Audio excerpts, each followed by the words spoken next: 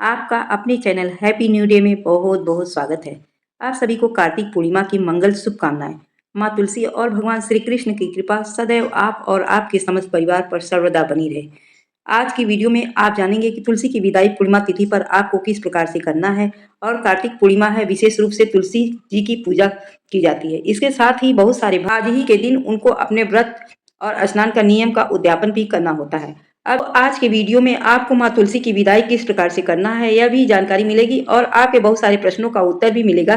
तो वीडियो को अंत तक जरूर देखिएगा और अगर वीडियो पसंद आए तो इसे लाइक भी जरूर कीजिएगा, क्योंकि संभव हो तो वीडियो को शेयर भी कीजिए। और अब सबसे पहले जानते हैं कि किस प्रकार से आपको तुलसी की विदाई करनी है। देखिए, मतलब यह प्रतीकात्मक रूप से विदाई है। ऐसा कहा जाता है कि पूरे 1 महीने तक कार्तिक मास में तुलसी इस धरती पर विराजमान रहती हैं साक्षात स्वरूप में, और एकादशी के दिन हम तुलसी माता और भगवान शालिग्राम का विवाह संपन्न करते हैं। फिर वो पूर्णिमा के दिन वैकुंठ लोक को वापस चली जाती हैं कार्तिक मास की पूर्णिमा पर, ऐसा माना जाता है। शास्त्रों में कहा गया है कार्तिक के महीने में विशेष रूप से तुलसी जी की पूजा की जाती है, क्योंकि वह साक्षात स्वरूप में विराजमान रहती हैं। तो आज ऐसे में कार्तिक मास में हम उनकी पूजा आराधना करते हैं, मंत्रों का जप करते हैं, दीपदान इत्यादि करते हैं, दूध से या जल से सिंचन करते हैं उनकी जड़ का, तो इसका फल हमें बहुत अधिक प्राप्त होता है और बहुत शीघ्र ही प्राप्त होता है। अब ऐसा नहीं है कि पूरे वर्ष हम नहीं करते हैं पूजा, बिल्कुल करते हैं। हमें बहुत विशेष होता है कार्तिक मास। तो कार्तिक मास की पूर्णिमा पर विशेष रूप से एक प्रतीकात्मक तौर पर हम उनकी विदाई करते हैं, क्योंकि तुलसी वैकुंठ लोग जा रही हैं, तो हम अपनी तरफ से जो हमने पूजा प्रार्थना की है माँ को समर्पित करते हैं। उनसे प्रार्थना करते हैं कि हमसे कोई भी अगर भूल चूक हुई हो पूजा पाठ के दौरान तो हमें क्षमा करें और हमें भगवान श्री हरि विष्णु की भक्ति का वरदान दें, हम पर कृपा करें कि हम सदैव उनकी शरण में रहें। इस प्रकार से प्रार्थना करके और हम उस दिन प्रतीकात्मक तौर पर विदाई करते हैं। तो इसके लिए हम पूर्णिमा तिथि पर प्रातः काल जल्दी उठकर जिस प्रकार से भी हम पूजा कर रहे हैं पूरे महीने, उसी प्रकार से पूजा करते हैं और यह विदाई की जाती है। मतलब दोपहर के बाद संध्या से पहले, मतलब सूर्यास्त होने से पहले तुलसी जी की विदाई हम कर सकते हैं। मतलब कि दोपहर 1 बजे के बाद विदाई का कार्यक्रम प्रारंभ होता है। तो समझ लीजिए कि शाम को 4 बजे के आसपास आप लोग पूजा आराधना करके विदाई इत्यादि कर लीजिएगा, ठीक है। मतलब 5 बजे से पहले हो जाए, इस बात को आपको ध्यान में रखना है। तो तुलसी कुछ भोग बना लीजिए, जैसे कि पूरियां बना लीजिए, हलवा बना लीजिए, खीर ठुकवा जो भी हमने भी बनाया था, जिसका हमने शॉर्ट वीडियो डाला है, आप चैनल पर जाकर विजिट कर सकते हैं। जैसे कि पूरियां बना लीजिए, हलवा बना लीजिए, खीर बना लीजिए, और जैसे अगर मीठा कुछ नहीं बन पा रहा है तो वैसे बनाना ही चाहिए। आज पूर्णिमा है तो खीर तो अवश्य बनती है। इसके अलावा हम भगवान श्री सत्यनारायण की कथा भी करते हैं, तो आटे का चूरमा भी बनता है, आप उसी से भी हलवा बना सकते हैं। थोड़ा सा और थोड़ा सा माता रानी के भोग के लिए बना सकते हैं, ठीक है। तो मीठा घर में जरूर बना लीजिए। इसके अलावा आप चाहे तो कुछ मिठाई बाजार से, जैसे कि दुकान से मंगवा सकते हैं, बतासा रख सकते हैं, लड्डू या सफेद मिठाई जो भी हो आप बना सकते हैं घर पर, या मंगा सकते हैं मार्केट से। जैसी आपकी उपलब्धता हो वैसा करिए, अपनी सामर्थ्य के अनुसार करना चाहिए पूजा पाठ। तो बात करें विदाई के समय आपको किस प्रकार से करना है। सबसे पहले थोड़ा सा जल अर्पित कीजिए तुलसी माता को। इसके बाद से धूप दीप जलाकर पूजा कर लीजिए। तो आपने जो भोग बनाया है या मंगवाया है वो भोग माँ को अर्पित कर दीजिए। अब माता की विदाई है, आपने विवाह भी किया है, तो तुलसी माता को चुन्नी भी अवश्य अर्पित कीजिए, लाल चुन्नी। अब जैसे भक्तों के प्रश्न है कि एकादशी के दिन हमने माता को चुन्नी अर्पित की है, क्या आज भी जरूरी है। देखिए, अगर आप पुनः चुन्नी उड़ाते हैं पूर्णिमा के दिन, ये कोई बड़ी बात नहीं है। नहीं कर पाते तो कोई बात नहीं, आपने चुन्नी जो उड़ा रखा है उसी से माता के ऊपर उड़ा कर ही रखिए, ठीक है। मतलब माता के ऊपर चुन्नी रहनी चाहिए, इस बात का आपको ध्यान रखना है। अच्छा हाँ, कई सारी तुलसी अगर आपके घर में है और अगर आपने एकादशी के दिन उनको चुन्नी नहीं उड़ाई है तो फिर तुलसी में धागा नहीं बांधा है, तो आज पूर्णिमा के दिन तुलसी माँ में धागा जरूर बांध दीजिए। कलावा का धागा बांध सकते हैं, चाहे तो चुन्नी उड़ा सकते हैं, ठीक है। मतलब सभी तुलसी में आपको वस्त्र अवश्य अर्पित करना है। विदाई आप एक ही तुलसी की करेंगे जिनका आपने विवाह किया है शालिग्राम भगवान के साथ, लेकिन आपको चुन्नी सबको समर्पित करनी है, धूप दीप सबको अर्पित करना है। इस बात का आपको विशेष ध्यान देना है। हाँ, भोग एक ही जगह तुलसी माँ को आप लगा सकते हैं। मन में मानसिक रूप से कल्पना करके सभी तुलसी को आपने भोग लगा दिया है एक जगह, जिनका आपने विवाह किया है उनकी विशेष पूजा करिए और उन्हीं के पास आपको भोग इत्यादि सभी चीजें रखनी है। तो धूप दीप अर्पित कर दीजिए, भोग लगा दीजिए। अब आपको थोड़ा सा उनके आंचल में कुछ डालना होगा, जिसे कि खोइछा कहते हैं, ठीक है। जैसे कि आंचल भरा हुआ होना चाहिए, यह कार्य सबको करना है। तो माता की चुन्नी में आपको कुछ चीजें, मतलब लाल रंग की चुन्नी में आपको कुछ चीजें बांधनी होती हैं। तो इसके लिए थोड़ा सा अखंडित चावल ले लीजिए, उसमें थोड़ी सी हल्दी पाउडर मिलाकर पीला चावल कर लेना चाहिए। और इस चावल में आपको रखना है दुर्वा, हरी घास मतलब जिसे बोलते हैं, जो गणेश जी पर चढ़ती है, वही वाली दुर्वा दुर्वा जरूर होनी चाहिए। इसमें 11-21 डाल दीजिए। फिर दक्षिणा के स्वरूप में आप इससे ज़्यादा भी कर सकते हैं, कोई दिक्कत नहीं। इसके बाद आपको कुछ चीज़ें इसमें और भी डालनी है, जैसे कि आप पंचमेवा डाल सकते हैं, कुछ मीठा डाल सकते हैं, सुहाग की सामग्री, सिंदूर, बिंदी, चूड़ियाँ, यह सभी चीज़ें आपको चुन्नी में बांधकर माता तुलसी को सामने आपको रखना है। आप थोड़ा सा तुलसी को उड़ा दीजिए, यह चुन्नी और बाकी थोड़ी सी चुन्नी में आपको यह सारी चीज़ें बांध कर रखना है, एक तरीके से गांठ लगा कर रखना है। और जैसे कि एकादशी के दिन हमने तुलसी माता का विवाह किया है, तो आज आप तुलसी की विदाई भी कर रहे हैं, तो अच्छे से माता को सिंदूर लगा दीजिए। माता की जड़ों में सिंदूर, उनके पत्ते पत्ते पर सिंदूर आप लगा सकते हैं। कुछ चूड़ियाँ आज भी माता को आप चढ़ा सकते हैं, जैसे कि उनके तनों में टांग सकते हैं। और माता को आप सिंदूर लगाते हैं तो एक डिब्बी अलग से रखिए, पीले रंग की सिंदूर की डिब्बी, और उसी डिब्बी से आपको सिंदूर लगाना है माता को। और आपके हाथ में जो सिंदूर है उसे अपनी मांग में भी भर लीजिए। माता से अखंड सौभाग्य के लिए प्रार्थना कीजिए, और फिर जिस डिब्बी से आप सिंदूर लगाते हैं वह डिब्बी आप स्वयं प्रयोग में करिएगा। ये वर्ष माँ की कृपा आप पर बनी रहेगी। उनसे प्रार्थना कीजिए आपको अखंड सौभाग्य की प्राप्ति हो, घर में परिवार में शुभता बनी रहे, इसके लिए प्रार्थना कीजिए। माता तुलसी की विदाई है तो विशेष रूप से उनके आशीर्वाद के लिए उनसे प्रार्थना कीजिए।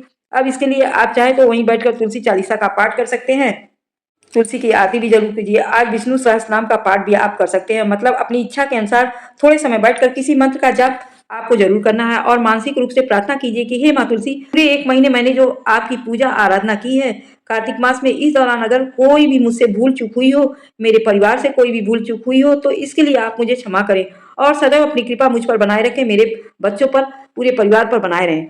आप मानसिक रूप से मान लीजिए कि आपने तुलसी की विदाई कर ली, पूजा अच्छे से कर लीजिए, प्रार्थना कर लीजिए। अब प्रश्न आता है कि आप लोगों की क्या तुलसी का हमें दान करना है? देखिए, यह पूरी तरह से आपकी अपनी इच्छा पर निर्भर करता है कि आप तुलसी का दान करेंगे या नहीं।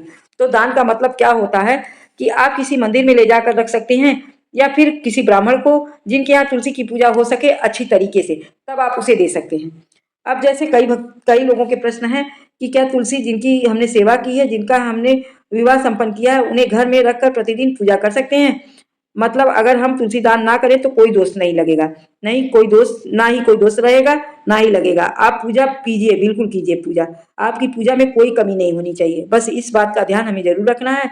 अगर आपने तुलसी घर में रखा है तो पूजा आपको हमेशा करनी चाहिए, ठीक है। और अब बात करते हैं कि जो तुलसी को आपने चीजें चढ़ाई हैं उनका क्या करना है।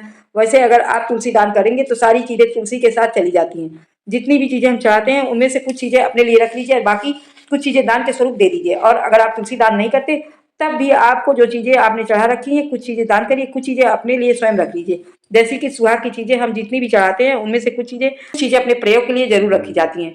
सिंदूर, चूड़ी, बिंदी आप दान भी करेंगे और थोड़ी सी अपने लिए भी जरूर रखें। लेकिन जो चीजें आप खोइछा बांधते हैं वह सारी चीजें आप दान कर देते हैं, उनमें से आपको कुछ भी लेना नहीं है, ठीक है।